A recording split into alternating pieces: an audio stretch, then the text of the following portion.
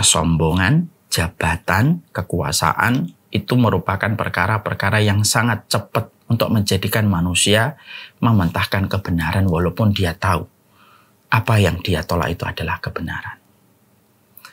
Jadi disinilah kita belajar Bapak dan Ibu. Kebenaran itu sebenarnya adalah mudah difahami. Kalau ada orang yang hari ini tidak memahami kebenaran, itu bukan karena dia tidak paham. Sebenarnya hatinya paham.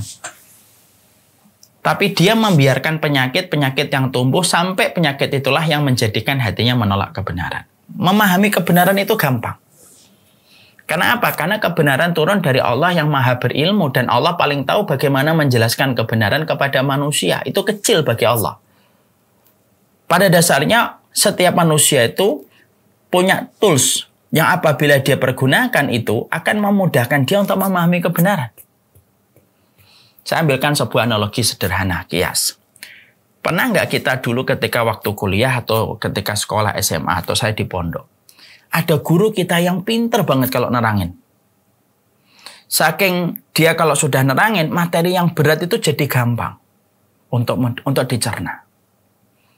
Materi fisika mungkin, atau materi faraid, atau materi usul fikih yang tergolong materi-materi dan pelajaran berat ya. Itu akhirnya karena ada yang menyampaikannya pintar, akhirnya menjadi mudah untuk difahami, gampang untuk dimengerti. Kalaulah ada guru, kalaulah ada ustadz di pondok dan guru di SMA ataupun dosen di tempat kuliah, karena dia pintar, akhirnya dia mudah menjelaskan satu materi yang berat menjadi mudah difahami, dan akhirnya para siswa dan para santri bisa mengerjakan soal di tiap semester karena gurunya juga pintar menerangkan dan dia bisa menghadirkan materi yang berat menjadi materi yang ringan dan mengalir tanpa beban yang dirasakan oleh santri dan siswa. Itu baru guru dan dosen, apalagi Allah. Allah itu paling ngerti mengajarkan kebenaran. Jadi kalau ada orang kok tidak mau untuk menerima kebenaran, kalau ada orang kok mereka berseberangan dengan kebenaran itu, bukan karena di dalam hatinya itu tidak paham itu benar. Mereka paham kok. Allah kasih tools untuk memahami kebenaran. Tapi mereka menghalangi kebenaran itu ketika mereka memadamkan kebenaran dengan berbagai macam sebab. Ada karena mengikuti mayoritas banyakan orang, ada ngikutin nafsu, ada yang karena ngikutin logika dan akal dipaksakan, ada yang karena bodoh, ada yang karena jabatan, ada yang karena kekuasaan, ada yang karena keluarga besar yang dia tidak sungkan untuk kemudian berbeda dengan mereka.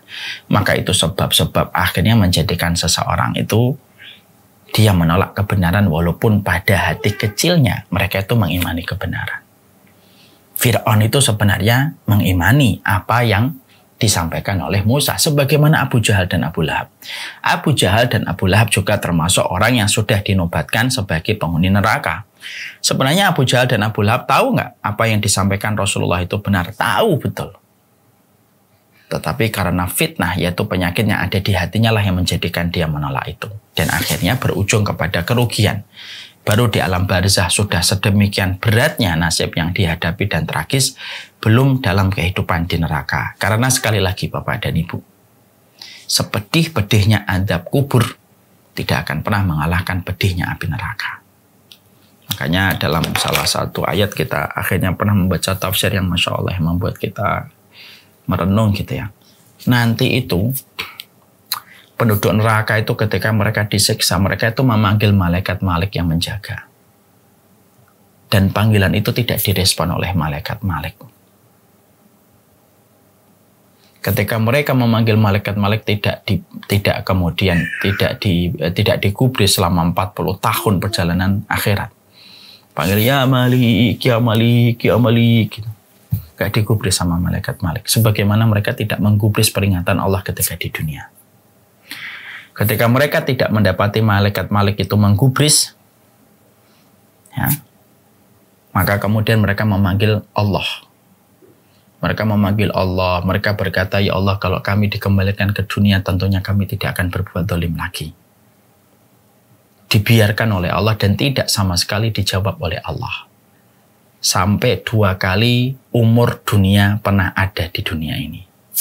Jadi umur kita di dunia ini berapa? Misalkan umur dunia ini misalkan 4.000 tahun atau 5.000 tahun atau 100.000 tahun.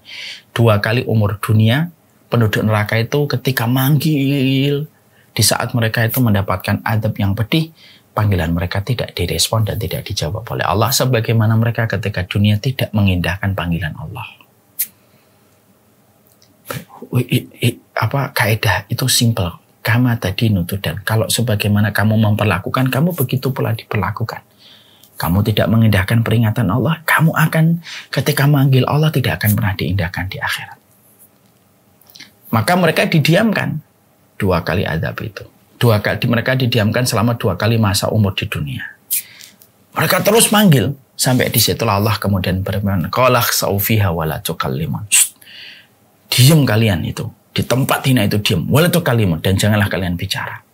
Semenjak dijawab oleh Allah dengan semacam itu, penduduk neraka tidak mengeluarkan suara kecuali sebagaimana suara ringkikan keledai yang kesakitan. Setelah Allah menyampaikan kepada penduduk neraka, qala khsa'u fiha wa la tukallimun. Dah di situ aja kamu, di tempat yang hina itu, jangan lagi bicara denganku. Nah, ini menunjukkan kepada kita sebuah perenungan. Inilah sejatinya kehidupan kita. Inilah yang menjadikan kita harusnya memahami betul, ya, bahwasanya semua akan dibayar sesuai dengan perbuatan yang kita lahirkan pada kehidupan kita.